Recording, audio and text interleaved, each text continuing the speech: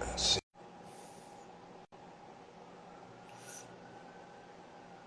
See if we can connect with our guy. Hey, What's going on, brother? hey, here we go. Here we go. Right? See, you gotta See, have the fresh white tea. you You got to, know, got it, to. some might call it basic. I call it essential. Two Like items. if you can't rock the all white, ooh, I hear there we you. go. Sorry. That's all right. All Yeah, right, cool. preparation for our talk, I was going through your guide on All on right, fashion. You know, the white gotta have the white tee, the V-neck. So I was like, so perfect. we're in Of unison here. course. See, we didn't even plan this, guys. It's just how in sync we That's can be sometimes. So, yeah. Hey, here you go. uh, To Michael, you know, it's cheers, brother. cheers, brother. So, you gotta stay on brand, so That's how we do. That's very how we do. important, very important. Absolutely. Yeah, got the cigar. That's it. So Dude, for those who may not know, Michael Ryan, uh, IG handle at libertinegentleman. So really great friend of mine. Michael, thanks for taking a little bit of time here to of join course. us. Yeah. So you're born and raised in Michigan? Yeah, so born in Detroit, lived here most of my life, traveled a bit, lived a few places temporarily and whatnot. But Detroit originally, I lived just outside of it, on a lake called Lake St. Clair, which you might be able to see in the background. Okay. You guys Yeah. see a boat behind me there. Yeah. So yeah, but Detroit, Michigan, yeah, most of my life. That's cool. That's cool. And you're a business owner in the healthcare industry. Been doing Yep. that. So multiple businesses. Healthcare is the main business, or I should say the original business, actually. But then, like everyone else, trying to get more online with some things, including fashion, including some other Right. things, but really the way of the future. Right. Healthcare has its good and bad things, like anything else. Right. But yeah, so I've been doing medical consulting for a little over a decade now, and then fashion for the last handful of years, fashion for forever, but as a business or as a consulting for other guys, probably the last 3-4 years doing that full time. How did you? How did that come about? How did you find that path of fashion? Was that something that started early on in your life, or you know, can you You know, talk a I little bit about asked, that? I kind of asked myself that because I didn't go in with the intention of being the fashion guy. I'd always been interested in it, but almost as just a hobby, not as something I could see a career in or something I could see advising other people on. But really, how it came about was I was looking for a way. How can I kind of carve out my own niche in the world, right? And I'm interested in many things, like I think everyone is, right? So I was always interested in fitness. I enjoy working out, but I didn't really want to be coaching other people on that. And I thought that there's so many other quality coaches, whether it's boxing, whether it's just fitness, whether it's Ian with kettlebells, right? The first guy in G Live. So I wasn't so interested in fitness. Health I'm interested in, but I already had that as a day job. I didn't want to extend that into something I coach online. And then I went to some events and just kind of realized I was one of the better dressed guys at these events amongst already well dressed guys. It wasn't like I was the best dressed guy amongst a bunch of slobs. It was guys that were really well dressed, and I happened to be towards the top of that. And then I started giving advice to some other guys, and then kind of steamrolled from there. And I hadn't realized that I'm 33 now, right? So, but since I was younger, since like high school, I've been interested in fashion, and I almost didn't realize everything I knew. Probably the last 15, 20 years, I've been interested in it. And just like if you have a question, right, like how to find the best like white T-shirt, right? It sounds simple, but that's actually something every guy needs to work on. Find one that fits you. Well, I had already done that, right? Suits are a complicated thing. Where do I buy a suit? Do I buy off the rack? Do I get a bespoke suit? Do I get one from these custom shops that pop up online, right? I had gone through that a decade ago because I couldn't find a suit that fit me. So I didn't realize the knowledge base I had until I started giving advice. And then I realized, oh shit, I'm actually good at this and I have a lot of value to offer. and more importantly, guys seem to be getting value out of it, which was the most important part of it. You know, it wasn't me just proselytizing on what guys should wear. I was giving guys some advice, and they were getting value out of that, which was amazing to see. And then now it's starting to pick up real steam. I mean, we can get to some of the things like we're working on in this talk, but yeah, didn't go into it thinking, oh, I'm going to be the fashion guy. I'm going to be this big Twitter, Instagram fashion dude. Like, it was never my thing. But kind of just saw an avenue for it, started doing it, and then it, one thing led to another, and here we are. So Absolutely, and you're helping out a lot of guys, me included. You know, you have a lot of incredible guides that are all available on Gumroad. Feel free, yep. Mike, want to share your Gumroad link. You have a lot of great information there, different guides by season for men that really provide a lot of insight. So now, obviously, is there anything else you want to add to that? No. Yeah, the guides, if you guys want to get them, I did write this down. You got to plug shit, right? So it's just a libertinegentleman at gumroad.com. So real simple. All the guides you have to put in $1 just because Gumroad, if you ever host a video, they make you put $1 for hosting videos on their thing. So you can put as little as $1. There's suggested prices.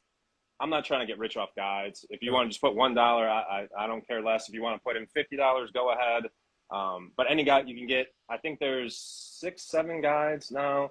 Yeah. So the guides are on every season. So we're obviously entering the summer now. So that's a pertinent guide to be getting. But there's winter, fall, spring. Right. There's a grooming guide. There's a tracksuit guide by our own Tig did that one. So kind of a combo special. And everything else. So yeah, who started the tracksuit thing, and look what that has kind of become, right? Who has? You know.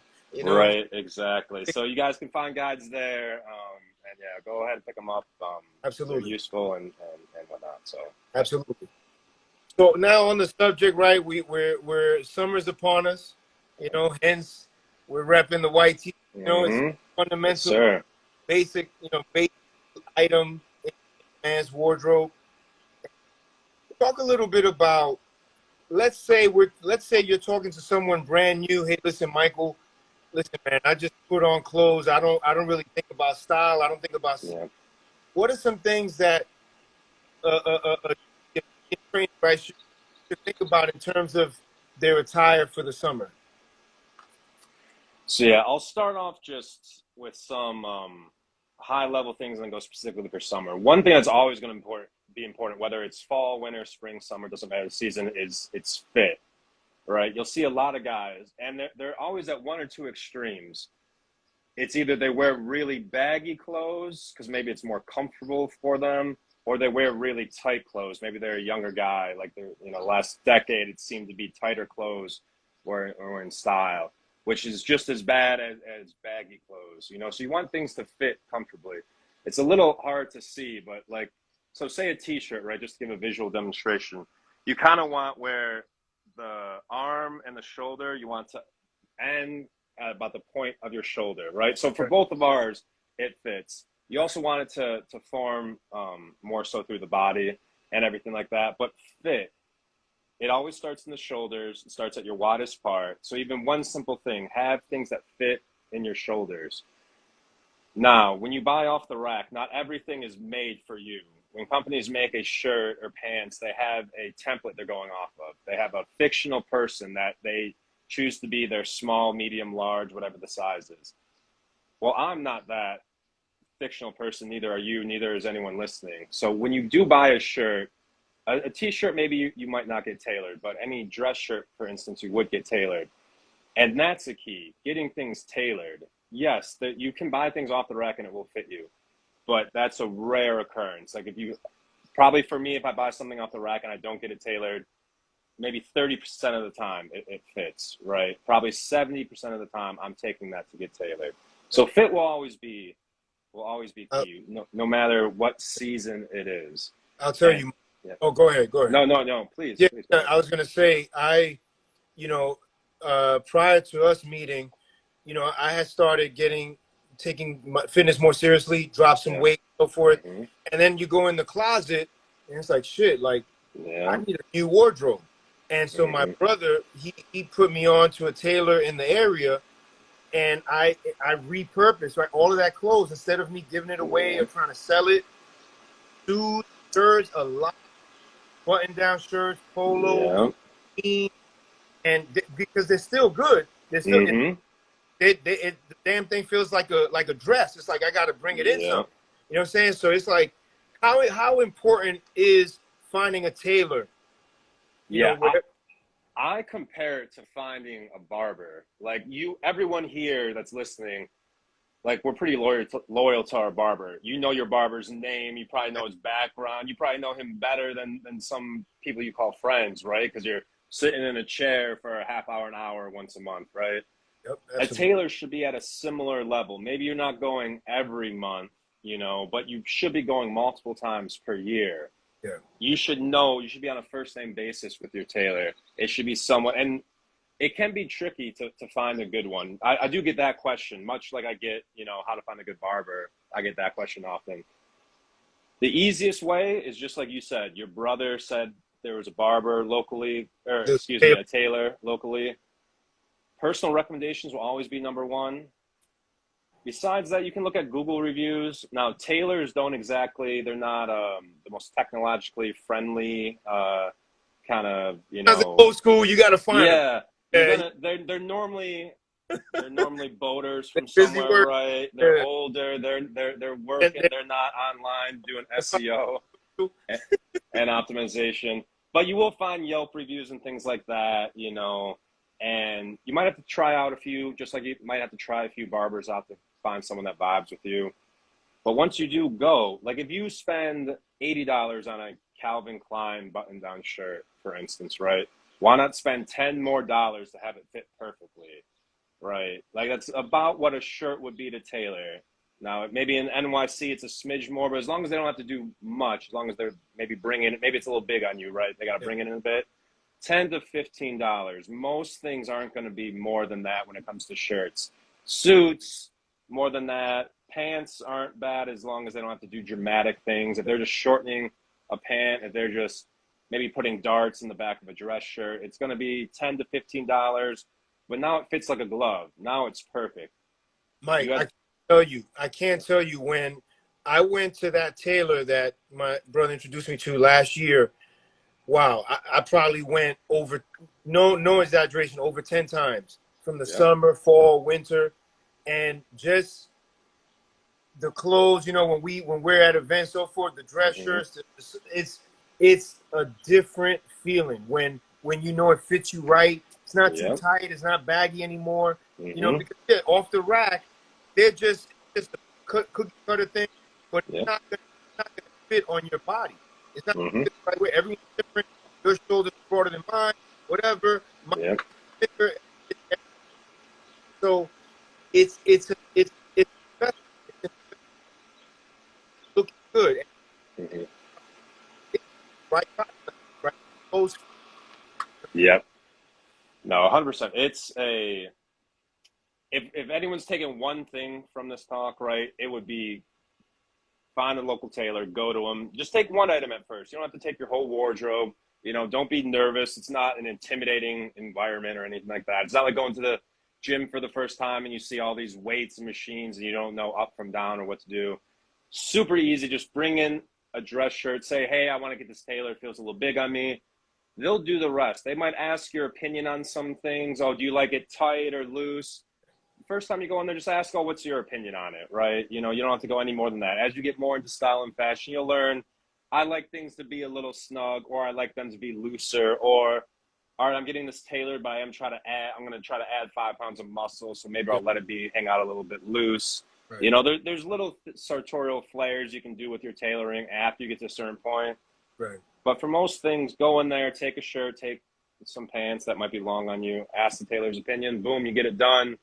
It's incredibly easy, and just like you saw, once you do it, you'll keep going, and it doesn't take time. They measure you out. You're in and out in 20 minutes, if that.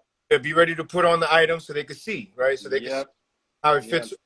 You know, real quick. They'll do it. You'll get it back a week later, depending how busy your tailor is, right? You go pick it up. At the end of it, you have a perfectly fit garment now, you know, and it's really, really that simple. And you're supporting a local business. You know what I mean? Yep. So yeah, because we don't talk about, you know, we talk about banks and, you know, coffee shops and supermarkets, but tailors are very important. Tailors are very important. Cleaners, tailors, you know what I mean? They're great service. 100%. So now, G, in terms of, you know, I think we definitely took care of that point around tailor. Yeah. Everybody here, if you don't have a tailor, get a tailor. So Yes, sir. it might be good to create a directory around tailors, but Yeah. that's another subject. In terms of essentials, basics around summer, you know, I was going over your guide in preparation for this, and you know, you talked about light, breathable attire. Is maybe just if you want to talk about that, or just any basics around. Hey, it's now summer. It's hot. It's humid, right? Maybe I'm traveling. I'm this and that. What are some things that I need to think about if, let's say, I'm looking in my existing wardrobe and/or looking to add some things to my wardrobe specifically for summer? If you could get some insight on that. Yeah. So some tips for summer. One thing to start out with is colors, right? Every season will have slightly different colors, right? Fall is different than summer, right? Summer, we're going to go with lighter colors. So our light blues, our light yellows, our light greens, maybe even light pinks, depending on that. So lighter colors, white. White kind of works year round. White really looks good in summer, though. Other things to look at in terms of, so it's warmer out, so we can wear different things, right? So a quality white t-shirt is always going to be there. Now, I think actually in every single one of my guides, the t-shirt's in there, and literally every one of them, whether it's winter, summer, like it's always what I start off with. Like, Universal. It's so important to have. But then we can play with some other things when it's summertime, right? So now you can start looking at short sleeve button down shirts, right? Are always a classic summer item. They're generally going to be a little bit more of a fitted thing. So what all that is a button down, but it's short sleeve, just like a t-shirt, right? So you don't have the long sleeves that you have to roll up because it's warmer in the summertime. It already comes that way, and it just looks good. They're normally somewhat, they can be a regular shirt, but they also can be a loud piece you can have. You'll see them if you go to any website. So go to a Nordstrom's, go to a Saks Fifth Avenue, go to short sleeve button downs for men. And this is good for guys to get used to doing. Start looking at some items because you'll see kind of what's popular, what looks good, what do I like. There's a lot of things out there. Not everything looks good. You'll see a lot more patterns in short sleeves than you will long sleeves. Yeah. Long sleeves are more traditional. You're wearing them at the office. You know, it's meant for fall or winter, which are more conservative months, right? If you think about it, summer's the fun month, right? Like that's when you're on vacation. You don't have school if you're younger, right? Even if you're working, you probably take more vacations in the summer than you do the fall. This is the time to be a little bit louder with your stuff. So a short sleeve button down, I mean, it's good to pick up that guide because fashion is a very visual thing. So it's somewhat hard to describe on a podcast because you can look like a dork. Like you can't get the Tommy Bahama like your uncle gets at the cookout and it's 2 sizes too big and it doesn't look good. Tommy Bahama's probably not going to look good on anybody. No disrespect to the company, but you know who your market is, and it's not guys listening to this talk, right? But you can still get some intricate designs, right? So you can just get a plain white one, a plain light blue one. Those are great, but there's also a chance to be loud with some of your things. Like me and you have a photo, actually. The first time we met, it was in Atlanta. It was on the rooftop of the hotel. The CN building was behind us. There was a no smoking sign. We both had cigars in our hand.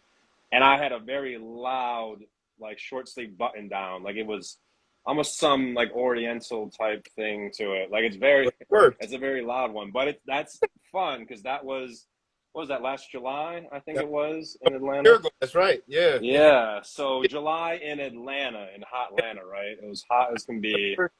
First picture in my profile grid. Yeah, beautiful, beautiful. Yeah, I remember that well. It was a good time. So, but that's an example. So, if you look at Fabian's Instagram, and y'all should be following him if you're not, right? So you should have easy access to that.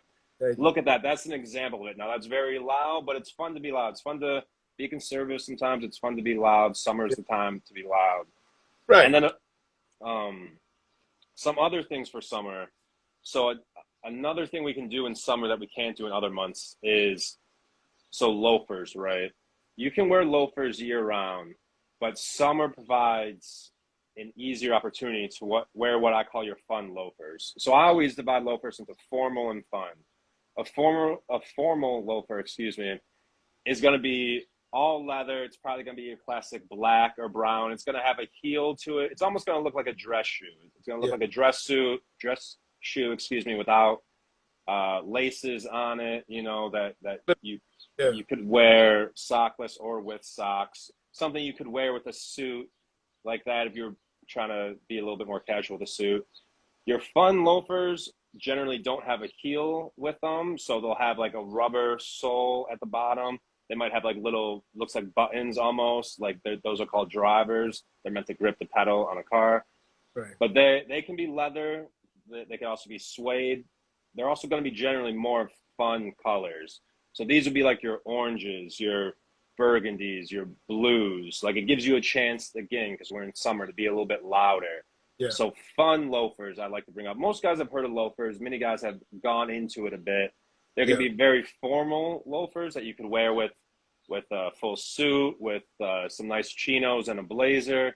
There also can be your fun ones you would just wear with, you know, a button-down short sleeve, some pants, and some fun loafers, some colorful ones. I always like Ferragamo for these. So Ferragamo is a clothing company, well known for shoes and belts and things like that. I think they make fun loafers, like not formal ones. They have formal ones you can get as well.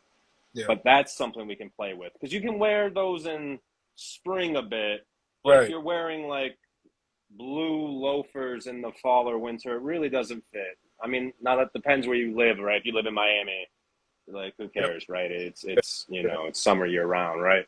But you're in New York, I'm in Detroit, right? We have the Four Seasons, which has its good and bads, right? But you know, really in the summer, we have like 3 months to bring out our fun stuff now before we got to pack it away and bring out the sweaters, right, in October. So experiment with fun things. It's summer, you know. So brighter color, louder colors, right? Lighter colors are pinks, yellows, greens, light blues we can play with.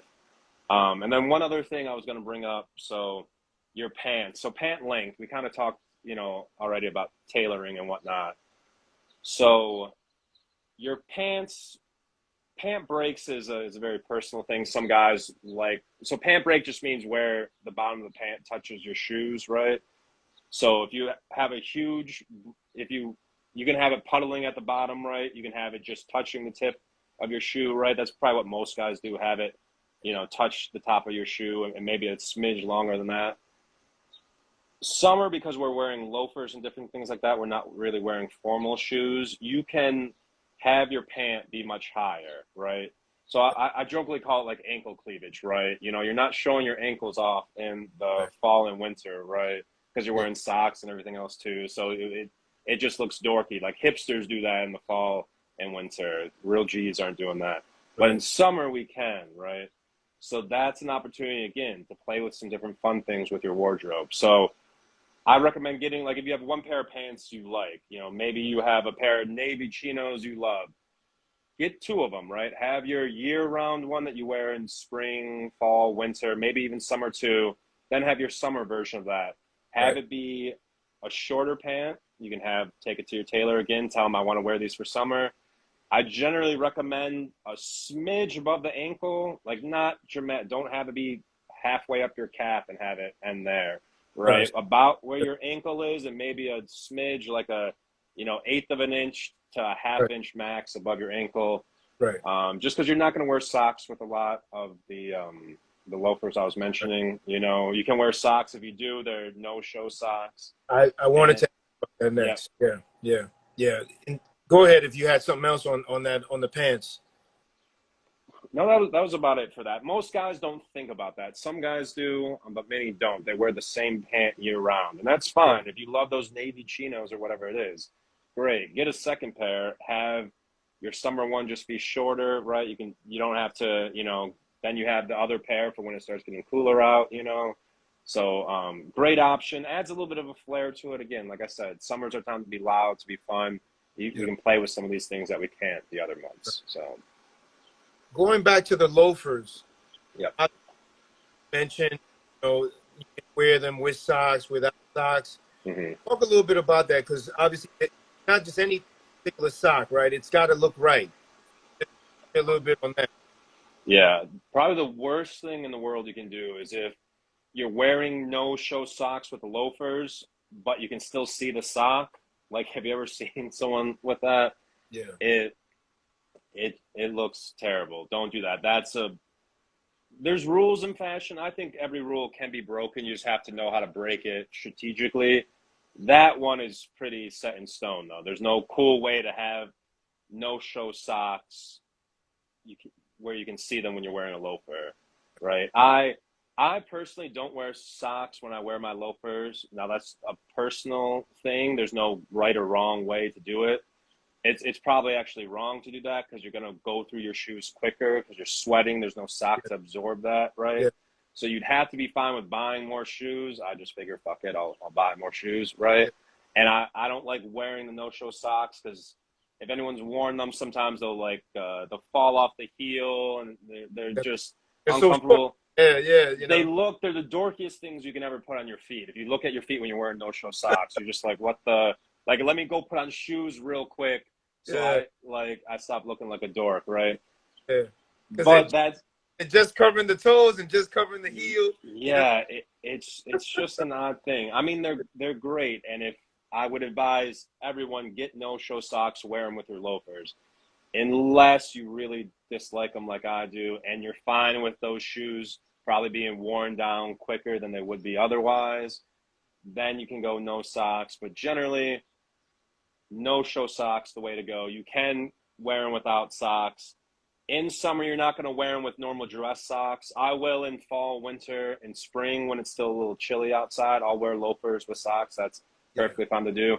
In summer, though, again, it's just not the time to wear. It's the time to show a little bit of that ankle cleavage and whatnot, and that's the thing with it. So no right or wrong way to do it, personal preference. I choose not to. For most of you guys listening to this, buy no-show socks and just deal with how dorky they look. You're wearing shoes, right? So only you are going to see it most of the time. Yeah. So don't worry about it. Fabrics. You want to share something about fabrics that we should be looking at for the summer? Yeah, one good or bad thing about fabrics now. So now we have a lot of non-natural fabrics.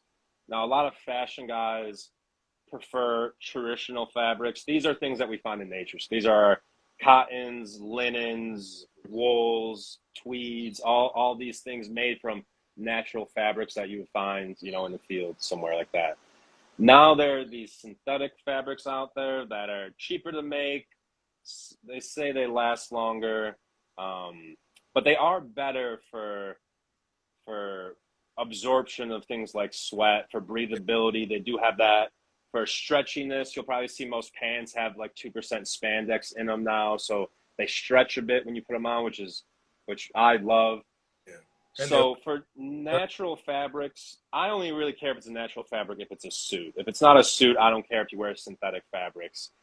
If you are going a suit, right, things like linen are going to be more breathable. Things like tropical wool are something that is also breathable. Now, you're probably only going to notice these things in suits. You're probably not going to go to Nordstrom's or Macy's and see, tropical wool trousers. You may, but it's probably not going to be too common. For suits, you will see things like that. Those are great natural fabrics that are very breathable. Things like linen have its good and bad. They're breathable. They also wrinkle quite often. Now, linen, that's part of the look. It's meant to be a little bit wrinkled. But when it's extremely wrinkled, it doesn't look good. So linen's a bit more, you got to play with it. Tropical wool's a good option. It's just a little bit lighter, it's more breathable. Generally, they're lighter ounce suits. Suits are in ounces. It's the ounce of the fabric. So you can have a lighter weight suit, like a 8-10 ounce suit. So things you can do with natural things like that. For other things, most synthetic things now are fairly breathable. Like probably the chino I recommend the most is Lululemon, which I know seems weird because everyone thinks yoga pants, and I was against it for many years. I probably got my first pair of Lululemon chinos 2 years ago. Now they're like my main thing I wear every day, and they're very breathable. They fit well. They have that spandex kind of pull to it, so when you're moving around, it feels comfortable, which is great if you're a more muscular guy, right? It can be hard finding pants that fit and things like that.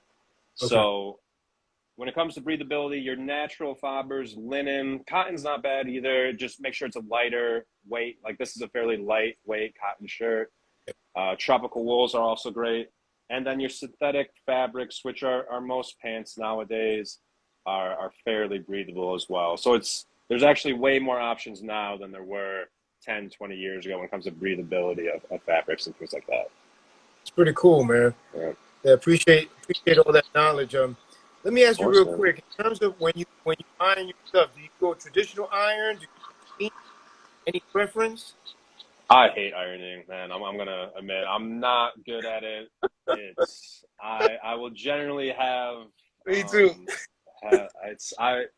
Some people are good at it and they like it. I just doesn't make sense to me, right? Some people they're like, oh, I like laundry. It's meditative for me. I think these are crazy people, Fabian. I don't get what the hell they're talking about.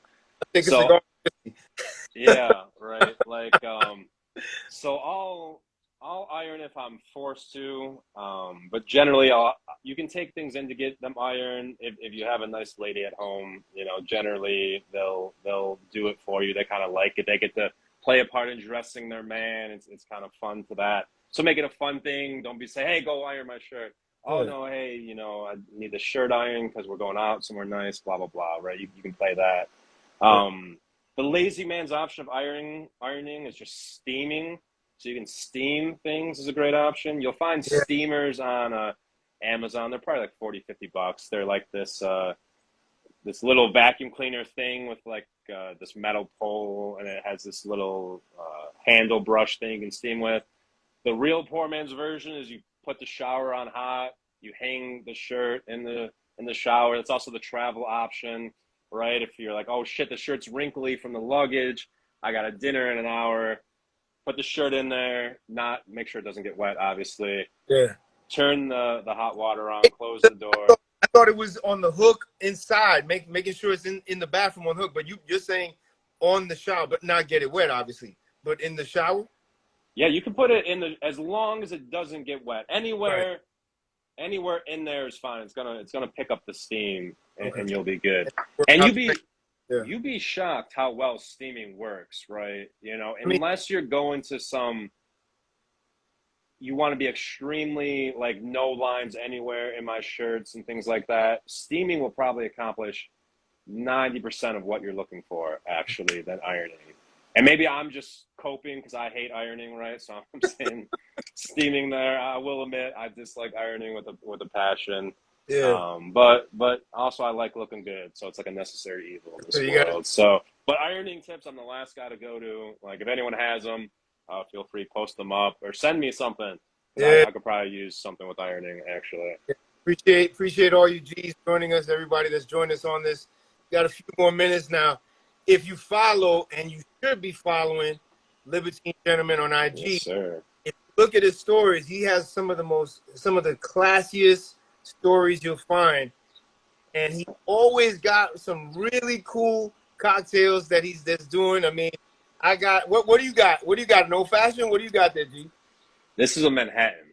A Manhattan. Okay, I got the vodka tonic, and that always works. But I wanted to ask you because you know you love cocktails, and we always talk about cocktails and trying out new cocktails. How did that come about? Because you always post some really cool stories around that. Yeah, how that came about is oddly enough, Detroit is actually, I think it's the best city on earth for cocktails. Hold Not, up, not hold I up. know. I get it. You're gonna be, oh, bro, I live in New York. New York's the best and everything. Nah, I get it. I get it. I've been And to New York, Detroit. I've been to Detroit with yeah, Mike, and I mean, Detroit is official. Detroit is. yeah. I give it to him. Yeah, so there just happened to be like some cocktail bars that opened up when I was younger. You know, when you're like first turned 21, you don't really know much about drinking. Like before that, you drink whatever your older brother could get for you, right? So you're drinking like Bud Light or Jack and Cokes and that. When you first start going to bars, they're probably more college bars. So you're drinking maybe gin and tonics, probably Jack and Coke, Captain and Cokes, whatever shit they swill together and hand you, right? So you're generally drinking for effect, not for enjoyment of what you're consuming, right? You're just trying to, you're just trying to get drunk because you're 21, 22. Yeah. But around that time, I went to like this bougie cocktail bar and like way above my price range, right? But I was like, all right, fuck it. I'll have something nice here before I go back to, normal hangouts. And I had this cocktail and it's like your first time tasting good food. Like maybe you go to Applebee's and Chili's, right? But then like you go out somewhere nice for a birthday or some special occasion, and you notice the difference in that 2 for $20 at Applebee's versus like The, a well cooked, so $70 steak. Yeah. the feel, for example, you know what I mean? Like different, different. Yeah. Yep. So it was the same with the drink. I was like, oh shit, this is different. And then from then it just sparked kind of an interest in it, almost like a hobby. And like the quarantine, actually, one good thing to come from that whole hot mess was I got more into cocktails. So like, all right, I'm like stuck at home. Like this was when like you could Right. only go to the supermarket, you couldn't do nothing else, right? Right. It's like, all right, I'm gonna make a different cocktail every day, thinking this stuff would only happen for 2 weeks, right? That was the whole original thing, not to go down that rabbit hole. So I was like, all right, I'll make a different cocktail for 2 weeks, right? This will be fun. I posted it on IG. You guys probably noticed that I used to do the whole setup. I put like the ingredients and I put like the finished product. I've been lazy. I probably haven't done that in a while. I should get back to it. Then I did that. So then I got more personally into making them and seeing what works and what flavor profiles fit. And then, so I don't know, man. It's just like cigars, like drinking. You Yeah. have one, you like it, you kind of go down a rabbit hole a bit, and then, yeah. But if you follow me on Instagram, like you'll probably think like, either this guy's awesome or he's like an alcoholic because all he posts is cocktails. But it's only really occasionally. It's not like every Yeah. day. So it's Yeah. it's fun stuff though. I really do enjoy it. It's definitely a fun hobby of mine. Absolutely. Do you have a go-to cocktail, one that you really like? If you had to choose one? I do. So actually, whatever next event I do, and we'll see because I have a few like I'm sure you do too. We always have like events in our Talk. head. We got to Yeah, talk. like Absolutely. thinking about, all right, what's the next one to do, right? When can I do it? Where? How are we gonna play it? The next event that I'm hosting, though, I'm gonna have my own original cocktail. Now, This is a tease. I'm not gonna tell you what it is here. So, but I'm sampling things. I want it to be original. I don't want to just like Yeah. take like a Manhattan, which is a classic drink, and change one little ingredient. I want it to Yeah. be the Libertine Gentleman cocktail. So that's coming down the road for you guys. You heard it here But first on G Live. right, exactly. So That's it. otherwise, probably an old fashioned or a Manhattan, which I have here. Yeah. I like all liquors, whiskey. If I had to choose one, like you're stuck drinking this the rest of your life, it would be whiskey. Yeah. It, I think it makes the best cocktails because you can taste like a good cocktail. You don't want to hide the liquor. You want to accentuate the flavors of it, right? So I think whiskey in a cocktail, like you can enjoy it so much more. It just is more flavorful than many other things. Vodka is good, but generally you taste the mixers, not the vodka, right? Gin, you might be able to taste the floral nature of the gin, but you can mask that. Tequila's great, but I'm partial. When I go to Mexico, I'll be drinking tequila, right? So that's a little bit set and setting. So, but generally whiskey is the go-to. Old fashioned or Manhattan. You like Negronis? Manhattan's, Love Negronis, man. yeah, Negronis are good. Negronis are good too. Yeah, Negronis are awesome. So Negroni would probably be like a top 5 drink for me. It's a Um, men drinks. You know what I'm saying? Like yeah, that's Negroni just like so. Manhattan's like there's only booze in Manhattan. There's no the mixers are so Manhattan's whiskey, sweet vermouth, and bitters. So it's literally all alcohol. There's no mixture of anything in it. So Manhattans are very boozy. An old fashioned is it's pretty much all alcohol too, but it has more sugars in it, so it's a little bit sweeter. An old fashioned will be sweeter than a Manhattan, but both good. Like if I'm at a restaurant and they don't have like their own drink menu that I might try ordering from, then a Manhattan or an old fashioned is probably the go-to. Right, that's kind of the go-to there. Well, Yep, cool, yep. brother. Appreciate all this knowledge that you've been sharing with us, and I appreciate everyone that's joined us. Some guys had to run out. Obviously, this is being recorded, and we'll have it on here on my page. We're coming down the home stretch, Michael. I appreciate you joining us Of on course. the second episode of G Live. We talk about, you're a professional, I'm a professional, we're around a lot of Yep, professionals. yep. Closing, if there's maybe a key trait, I'm sure there's a lot of things but if you had, being, for the purpose of the time, if there's the key trait that you can share in terms of what makes a professional man, you know what I mean? If you could share that, I think we can all benefit from that. Yeah. This again, it can be a tricky question because there's a lot of ways you can go with it. Because I don't think there's really necessarily a simple answer to it.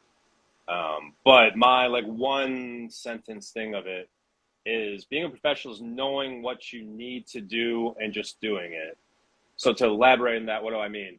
Everyone knows you need to work out or you should work out, right? There's literally no person in this world that doesn't know that. But how many people really do?